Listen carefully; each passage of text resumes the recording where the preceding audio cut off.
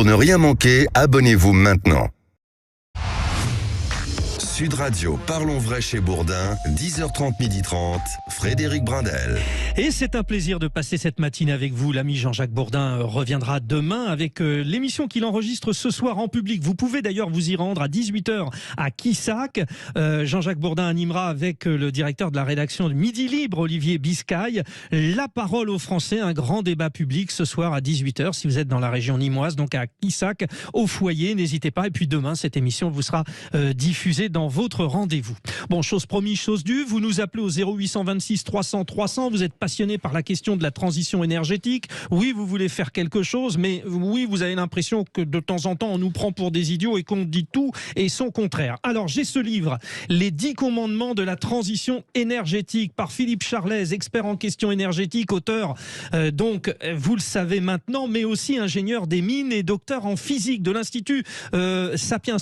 Invité régulier sur l'antenne de Sud Radio.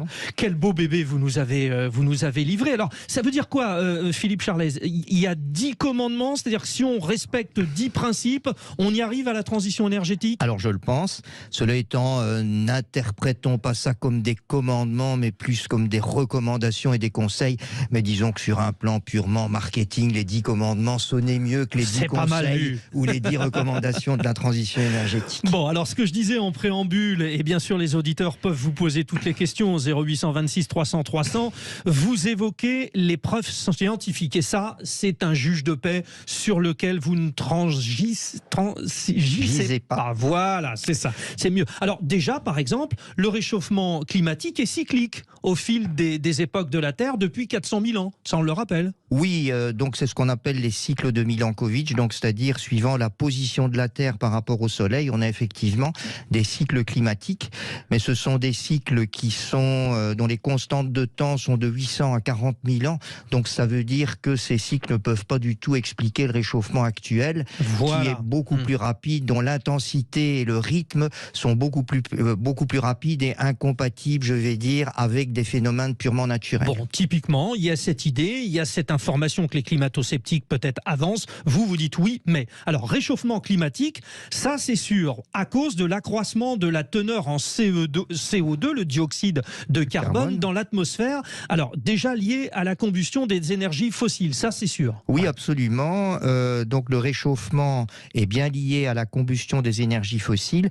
Maintenant, son intensité, son extrapolation dans le temps maintient quand même de nombreuses incertitudes, et d'ailleurs ces incertitudes, on les retrouve dans le dernier rapport du GIEC, notamment ce qui est très incertain, ce n'est pas l'effet direct, mais ce qu'on appelle les rétroactions climatiques, c'est-à-dire que globalement, le réchauffement lui-même crée des phénomènes qui vont être source de réchauffement. Voilà. C'est-à-dire fonte des glaces, densification des nuages vont être eux-mêmes source de réchauffement, et ces espèces d'emballement et de rétroaction sont extrêmement difficiles à calculer, et c'est pour ça qu'on a finalement une marge d'erreur assez importante sur le calcul des températures. Et évidemment, comme d'habitude, les extrêmes vont utiliser les valeurs qui leur conviennent. Voilà, donc vous avez d'un côté les climato-sceptiques qui vont prendre la valeur basse et les collapsologues qui vont prendre la valeur haute. Les fameux collapses, hein, vous savez, c'est tout collapse, c'est le verbe anglais.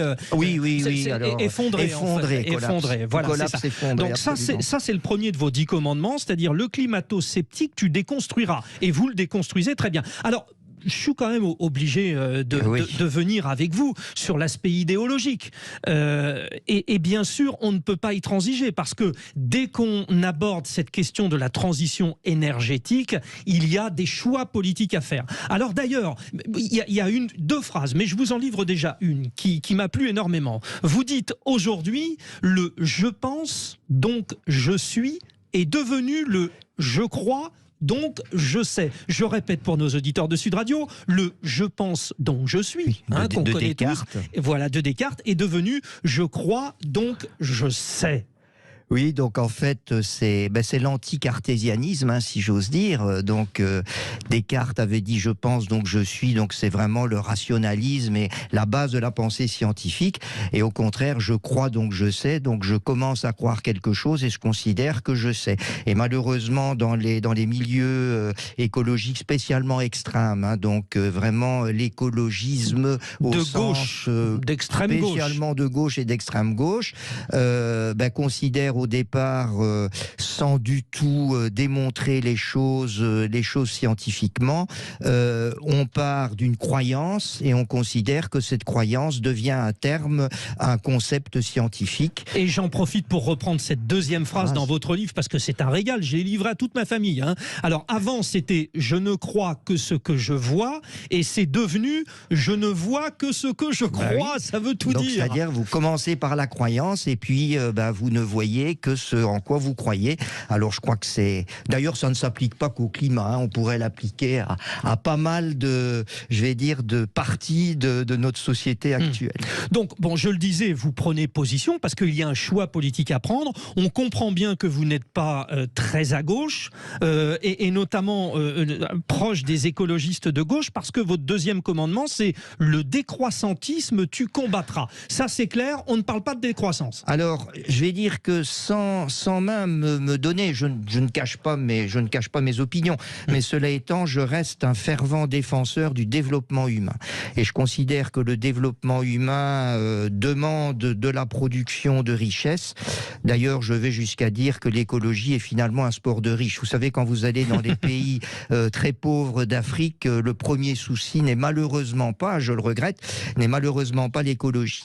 Et donc, je pense que la décroissance que certains appellent de leur vœu, parce qu'effectivement, décarboner dans une société de croissance, c'est compliqué, puisque la croissance nécessite de consommer de l'énergie. On est toujours aujourd'hui, je le rappelle, à un mix énergétique qui contient 82% d'énergie fossile. On était à 92% au début des années 60, on est à 82% aujourd'hui. Donc arriver à zéro, c'est quand même pas de la tarte. Hein, ça, bon, ça, ce sont les chiffres, ils sont dans votre livre. Et ça n'est pas simple. Mais en fait, donc, ce que vous dites, Philippe Charlès, très concrètement, c'est que les pays les plus avancés sur le plan environnemental sont ceux possédant le revenu d'habitant le plus élevé. Le revenu d'habitant le plus élevé, il n'y a pas de secret.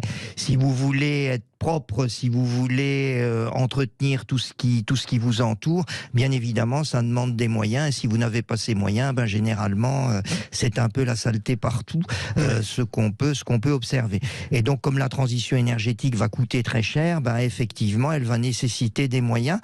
Et malheureusement, d'ailleurs, parce que à tout ça se superpose le problème démographique, c'est que les pays qui auraient finalement le besoin de se décarboner le plus rapidement sont les pays aujourd'hui, les pays émergents, puisque l'Inde, par exemple, on parle beaucoup de l'Inde. La Chine, c'est 6,5 milliards de personnes, les pays émergents, contre 1,5 dans les pays de l'OCDE. Et malheureusement, les moyens se trouvent beaucoup plus au nord qu'au sud. Et le transfert nécessaire pour faire une transition énergétique équilibrée nous demanderait pratiquement, nous pays riches, de nous serrer la ceinture au point d'entrer dans une récession perpétuelle. Ce que je ne pense pas, tous les Français souhaiteraient. Je le dis souvent que la décroissance, si vous voulez, en voulez un exemple pratique, c'est pratiquement refaire le premier confinement ad vitam aeternam jusqu'en 2050. Oui, alors vous donnez cet exemple, effectivement.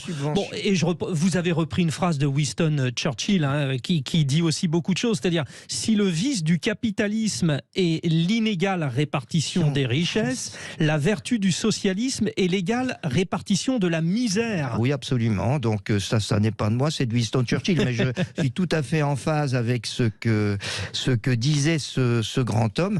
Avec d'ailleurs il faut regarder le vice lui-même qui est dans les deux mots, le vice et la vertu. Parce que je ne sais pas s'il pensait réellement que la vertu était la misère et le vice était la richesse. Mais cela étant, c'est un peu le problème. Alors ça déborde un petit peu puisqu'il y a le mot inégalité et égalité. Richesse et pauvreté. Et donc je considère effectivement que la décroissance risque de nous amener dans une pauvreté absolue dans l'égalité, ce qui n'est quand même pas le but de l'humanité, puisqu'on a quand même depuis 200 ans fortement progressé. Je rappelle quand même que l'espérance de vie sous l'ère napoléonienne c'était 35 ans et que l'espérance de vie durant l'Empire romain c'était 30 ans. Et ça c'est une vraie réflexion sur finalement l'approche politique de la question. Et quels que soient les principes et les réalités, il faudra en passer par cette approche politique. énergétique. D'ailleurs, vous dites, 4 milliards d'années, le Soleil aura brûlé tout son hydrogène et s'éteindra. Donc déjà, la fin du monde dans 4 milliards d'années, ça c'est sûr. Voilà. Après vous arrivez donc les 3 piliers du développement durable, parce que le commandement numéro 3, c'est ta consommation d'énergie, tu optimiseras. Alors là, on y est, clairement. Donc réduire la consommation d'énergie, sécuriser l'approvisionnement énergétique et le prix de l'énergie compétitive. Voilà. Ça, c'est pour le développement durable, les 3 piliers. Alors, donc d'abord, le mot optimisera n'est pas choisi par hasard. C'est-à-dire, je n'ai pas dit tu réduiras, mais tu optimiseras. Ce qui veut dire que je reste toujours garant derrière de conserver notre développement humain, c'est-à-dire de conserver notre société telle qu'elle est. Et donc c'est pour ça que j'utilise beaucoup un paramètre qui s'appelle l'intensité énergétique, qui est le rapport entre la consommation d'énergie et la production de richesse, et qu'il faut essayer de minimiser. Donc c'est-à-dire qu'en fait, il faut essayer de consommer le moins d'énergie possible, tout en continuant à produire des quantités de richesse importantes. Et la même chose, il faut que ce soit initié, alors déjà, d'un point de vue on va dire civique par les grandes entreprises, mais d'un point de vue politique tout court par nos hommes et femmes politiques. Voilà. Et donc il y a quelques exemples qui sont assez intéressants. C'est que par exemple une tonne marchandise transportée par train, c'est 8 fois moins d'énergie qu'une tonne marchandise transportée par camion. Logique. Donc ça vous donne un exemple de possible. Donc je continue toujours à transporter, donc je ne réduis pas ma richesse, parce que je pourrais aussi dire j'arrête de transporter. Et à ce moment-là, je baisse évidemment ma production de richesse, je continue de transporter, mais par contre, je transporte en consommant beaucoup moins d'énergie. Et malheureusement, on ne va pas dans le bon sens. C'est ça qui m'inquiète aujourd'hui. C'est qu'en fait, le transport, le fret routier a été multiplié par 2,5 au cours des 20 dernières années, et le fret ferroviaire a été diminué de moitié. L'actualité nous entraîne aussi sur un thème, alors qui est votre spécialité aussi, les centrales nucléaires. Donc décision de l'Allemagne de fermer ces 3 dernières centrales. Donc là, on parle de la filière électrique. Le nucléaire, incontournable ?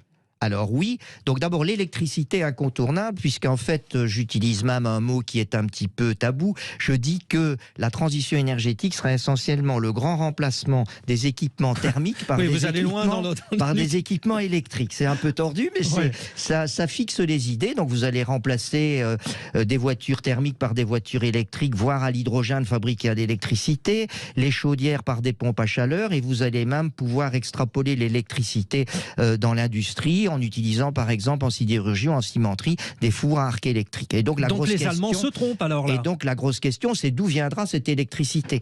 Et je pense que dans cette électricité, le nucléaire doit prendre une part très importante. Le fait est que malheureusement, on a perdu 20 ans, puisqu'on a pratiquement en Europe arrêté de construire des centrales nucléaires depuis une vingtaine d'années. On est en train d'essayer de réamorcer la pompe, au moins en France, pas en Allemagne, puisqu'ils viennent de fermer malheureusement leurs 3 dernières centrales nucléaires. Et là, on revient à non plus je pense, donc je suis, mais je crois, donc je sais.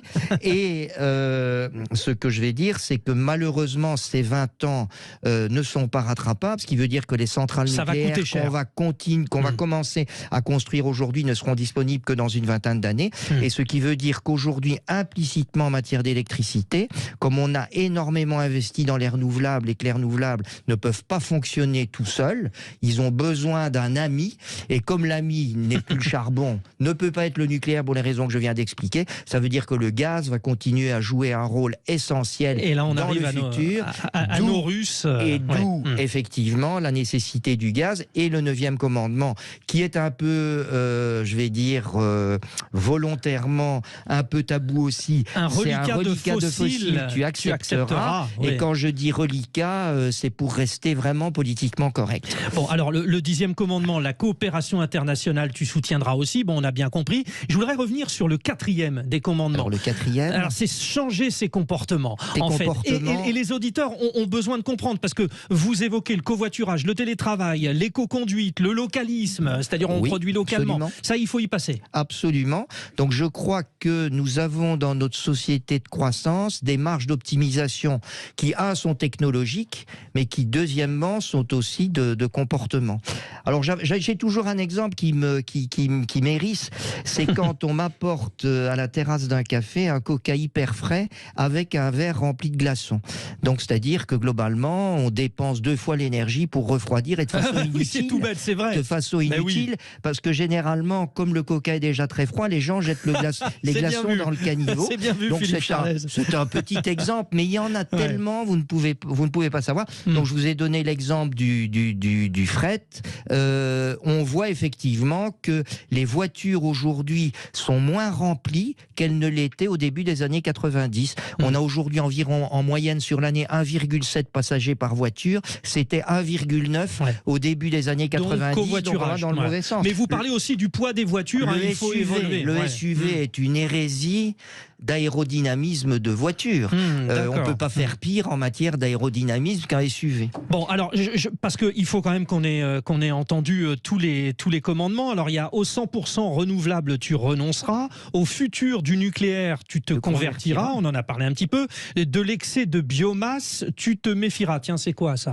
Alors, la biomasse, donc c'est l'énergie qui est tirée des plantes essentiellement. Donc ça peut être le bois, ça peut être les biocarburants qui sont produits comme le bioéthanol. C'est produit à partir de la canne à sucre, voire du blé ou du maïs. Et puis vous avez également le biogaz qui est produit à partir de déchets. Et donc notamment je dis, alors il en faut. Vous dites ça c'est l'avenir. C'est un avenir, mais tu te méfieras de l'excès, tout simplement, notamment au problème de biocarburants, pour 3 raisons. D'abord parce que c'est beaucoup de surface cultivée, c'est beaucoup d'eau, et troisièmement, vous risquez de mettre en compétition la filière, je vais dire biomasse énergétique avec biomasse alimentaire. Et le 4e, c'est on lit votre livre, Philippe Charlès, vraiment passionnant, les 10 commandements de la transition énergétique. Nous vous le recommandons, VA Édition. Merci Philippe Charlès, on va rester des heures avec vous. Tout de suite, c'est André Berkoff. Merci à Jamel Abdelak et à toute l'équipe d'avoir été à mes côtés. À bientôt.